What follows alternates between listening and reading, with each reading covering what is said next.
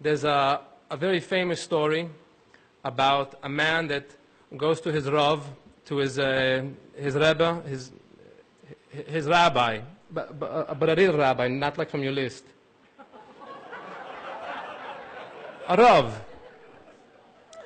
He says to his Rav, Rav, you'll never believe what happened to me. My son left the house and became a Christian. The Rav says, shh, never believe what happened to me. My son left the house too and became a Christian. So what do? The Rav said, we pray to God. They prayed to God and God answered and said, you never believe what happened to me. Jay always wanted to make us feel comfortable in Los Angeles with, you know, all the different things that we like for eating. We eat only kosher food, unlike you. And he took us to a restaurant in the Pico Rabbin, the fancy restaurant. We don't know from fancy restaurants. We go to Genender's Kosher Delight.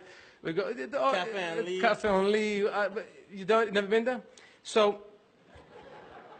he took us to this fancy restaurant on Pico. I don't remember the name of it. It was they wanted to be French. And every waiter, Dorton, had a shtickle, the kind of level. He had a small spoon in his jacket pocket. So we go, and Schuldig, why do you have a little small spoon like all the waiters? They said, well, this is a very fancy restaurant, and we noticed the #1 instrument that the clients keep dropping the small spoon. So we carry a small spoon here. We were very impressed. The next waiter we saw came out from the bathroom, and he had an orange string coming out of his bris. So we said, excuse me, what's with the orange string? He said, this is a very fancy restaurant, and our owner makes sure we not only wash our hands in the bathroom, we're not allowed to touch our shmendrik, so we tie a string and pull it out with that.